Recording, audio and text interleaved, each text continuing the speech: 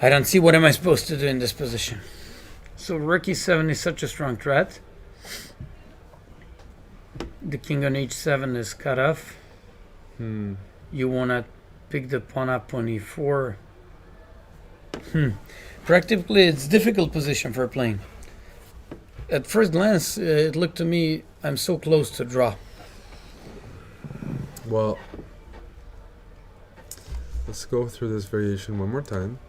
No, rook g6 is too. No, rook g6 is too easy. Then rook even g1 to rook here, rook e6 and rook g1 to g6. That's the best. Actually, white's also threatening. Maybe I mean rook e7 is a direct threat, but white can get a really nice setup by playing rook e6 and rook g1 to, and then just like collecting everything. He's threatening a mate with taking on h6, taking on g6, and playing rook h8, and he's defending the pawn perfectly. So even though you might take all the other pawns on the board, okay, now this is interesting position. It's interesting, but also might just be lost. Okay. It also might just be lost. This is exactly the point of the end games. They look so easy, but they are so hard.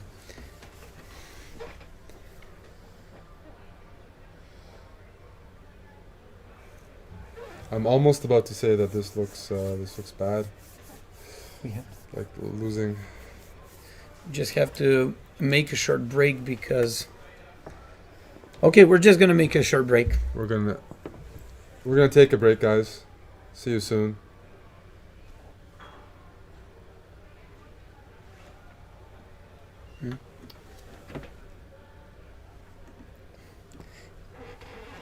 I keep forgetting.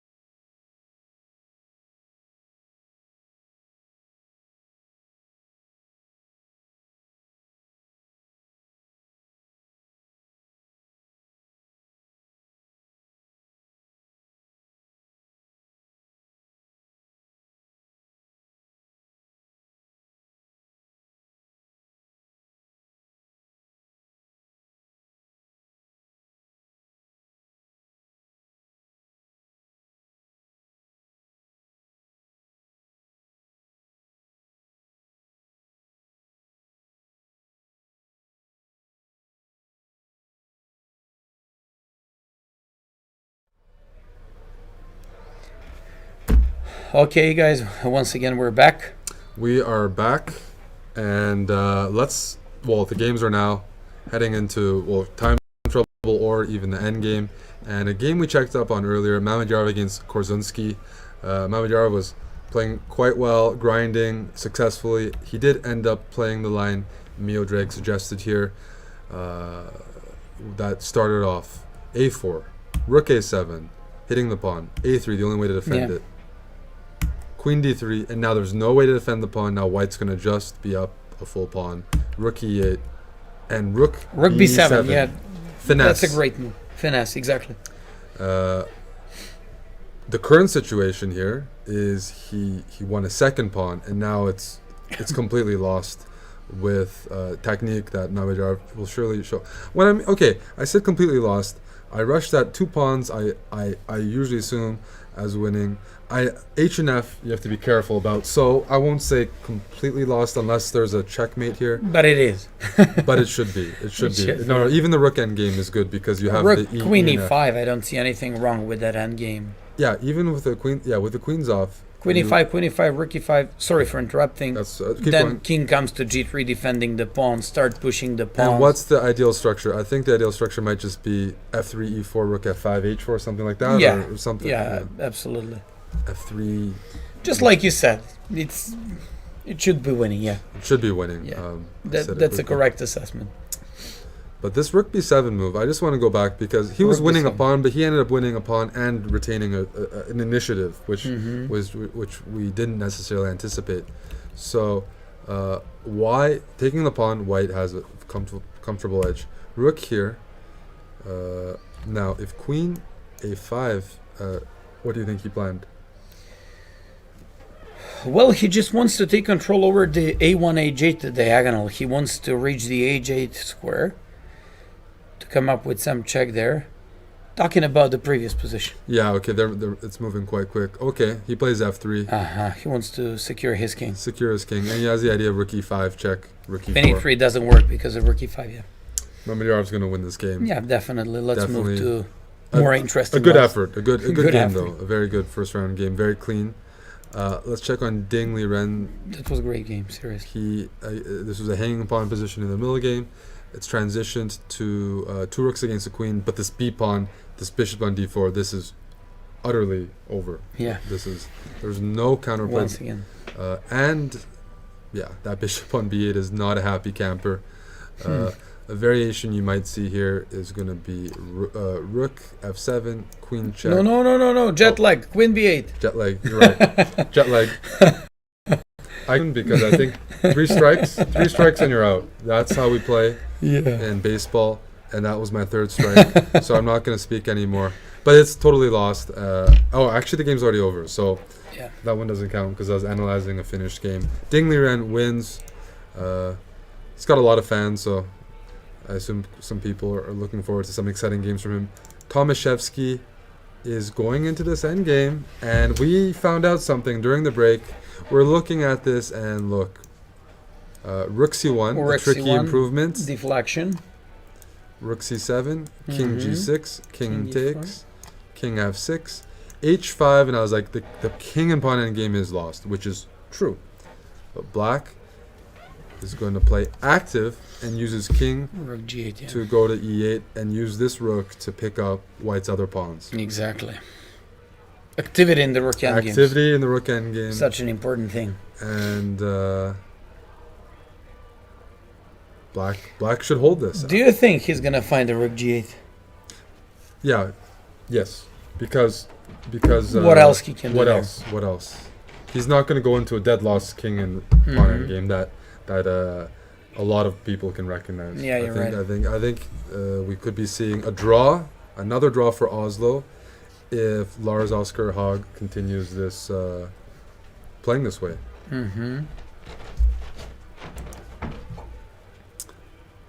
Vitsugov for St. Petersburg. Well, for those who don't know, he wrote a book on the French. He's playing against the French here. He definitely has some ideas for both colors. These endgames, favorable for white. Yeah. Especially with h6 pawn. But question: if the rooks are off, what's the evaluation? Probably good. Winning, because he can play king e3, king d4, king c5. Can I play d4 right away as black? Does that change anything? But yeah, it does. But then you can Yeah, I can play king c2, a4, a4. and then maybe d4 and knight e1, knight d3 or something. Mm-hmm. Or actually a3, and I can play king c3, king b4. Ah, yeah, right. So what was I asking? I was saying king f8. How do we evaluate this? Well, actually, let's say here, I want to king walk into the position. Let's say this He's move got to do a4. in a3 and to But could he play d4 earlier? who? Black. When? I don't know. After rook c1, rook c1, rook c1, d4. Well, that's the line that. Yeah. But That's now what here? we should be checking. And now a4. Ah, I missed that. I thought I could play king c3 after a3. So in this variation, it looks funny, but how do we get in? How do we get in? Probably Looks you alright. have to set this pawns. You have to put the pawns. And Okay. at some point, you're you going know to take what? on d4. I'm going to take on d4 but and you play. need But yeah. You have to arrange that properly. But we have to consider something here. If we don't do that plan, what's black going to do? He can't play king e8, knight g5. Ah, So what you're I'm right going to do is about I'm going that. to walk this way. To go and- where? Well, what are you going to play? What's your move? King g8. King g8. I'm just going to wait. I want to see your plan. This is an interesting endgame, and I like the d4 move. Yeah, d4 is critical because what my plan is, okay, if I can, I'll king walk. Of course, otherwise you're g4. just going to But- bring out your king to But d4. actually, I can't even get my king geometrically into the position. The problem with this move is actually you could play this, I think.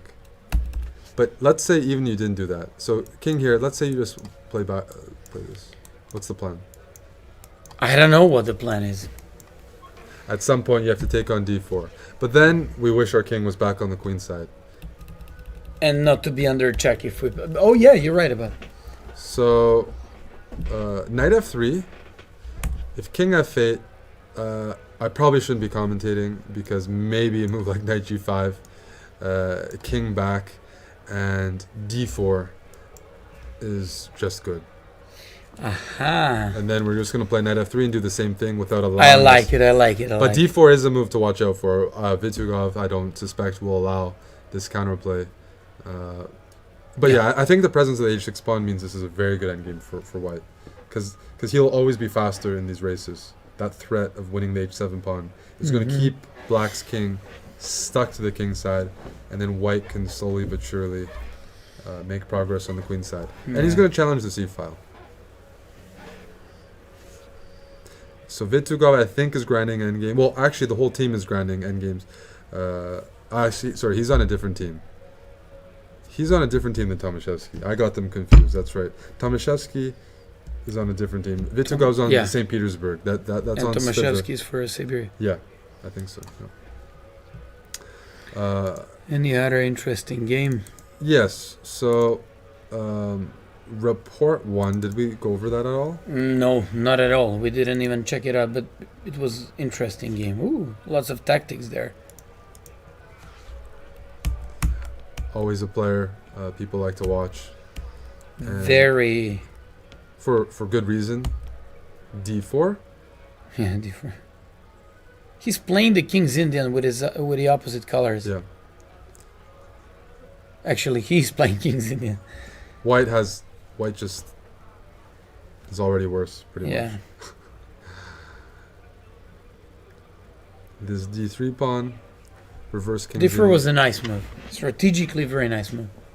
And oh, but H5. then that's his own flavor. Yeah. Because what you could do instead is castle, knight e8, knight d6. Typical King's Indian. way And of to playing. play for F5 and B5. F5 and Typical B5. King's Indian, But exactly. instead he plays h5, reports Which is Stu- more likely his style of playing. really, yeah. It's not a classical Knight B3. Wait, I knight mean, B3. It looks... knight b3. Looks Looks funny ug- because looks ugly. I'm taught to play b6. Yeah, and exactly. I mean, what is this knight doing? Maybe But- want to put it back No, no, to no, rook okay. b1, knight a1, knight c2, a3, and b4. But it's Do you think he's being tricky, Michko, and playing this, or no? But-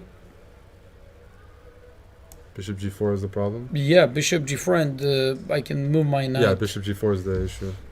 Well, then I just don't understand knight b3, and there's very few players I Yeah. can really say that about some moves. But Like, yeah, why I not? believe he got enough confused by the h5. He confused his opponent with h5. Yeah. Just That was very interesting reaction. I rarely see this kind of oh, reaction. so knight b3. So yeah, I got the players confused for a second. I thought Rapport played knight b3, and it confused me. He played he played queen d6 instead of b6, but h5 clearly confused him because knight b3 is just not a good move. Mhm. What would you do But here? from another point of view, a3 is standard. he pretty got stuck here. He's stuck. I yeah, mean, well, he why? didn't play. I mean, when you're playing Richard Rapport, he plays suspicious stuff sometimes, anyways. Yeah, Don't play a bad opening yourself because you're giving him a decent position, which he's willing to even take bad positions to play for the win. So this is not the right approach. This is absolutely not the right approach. such a creative player he is, and just like you said, he's a guy who we all like to watch. King h2, bishop f6, knight f3, g5. Well, white got. H4 is a killing idea. No, it's very F5 close closing the position. he's afraid. last hope. But yeah, exactly. He's opening up the king, and the king is just naked. It's naked, and black is much faster. He's just going to attack for free. Yeah. This knight was so bad on b3. I mean, I can pinpoint it. This opening was horrible for white. Yeah. Check, king h2, bishop Now g5. bishop is entering the game. And if you trade out Darkshire bishops, Oh, then black he's is gonna doing, get it. Black is doing good anyways. But bishop b3 is nice because you not only want to trade out dark bishops, but you want to get that square on d4 for your knight. Great game. Instructional one. I like it a Instructional? lot. I like it a lot. And also very easy for Yeah. Richard. Too easy. These moves are second nature to him. Down a pawn here. Open g file. Open h file. Every single one of his pieces is better, except maybe the bishop on d7. The knight on f6 great. Knight on d4 is going to be great. The only bad piece in black's position is the bishop on d7, but who cares about the bishop? Don't trade queens when you're attacking. Yeah, exactly. Now another piece. This is just a peace storm. Ah, yeah, exactly. That's Great game. a Great game. gruesome finish, but something we expect quite often when watching a game. I read some commentary like, what did you expect? He's like 400 points higher rated than this guy. Okay, but we had some high rated points Oh, they're already and some draws He and was some white. really big upsets. Yeah, And yeah. the guy was white, so doesn't have to mean anything. But still, Rapper did a great game. this is from the same match that Grishuk against Made a draw. Getz. This is Siberia against Oslo, the number 1 seed against the underdog Norwegians, and They're doing great. they're doing great. They absolutely are doing great. And White here, unfortunately, is playing Li Chao. White's down a pawn, and for example, Rook G3 check, But okay, this is King H2, Knight here. technically. It's gonna be, yeah. This is close to technically lost for sure. The B2 pawn's weak, H3 is weak, and this knight on E4 is so centralized, and the king is as well placed. That, for example, okay, here what I'm looking at is move my king away. Oh, sorry, guys. Oh no, that variation's not bad. I was gonna say I blundered, but there is Rook E5 check. But you can play King C4. When? No. Yes, King C4, and I was looking at this Rook. Rook E5. Okay, there's some chances, but he is already down a pawn. Okay, what's the move here? I think the move I suggested makes sense. Okay. rook e5, but on rook e5 I can play rook to e3. Oh no, I can't. No, I can. Let me show you the line. Rook e3, bishop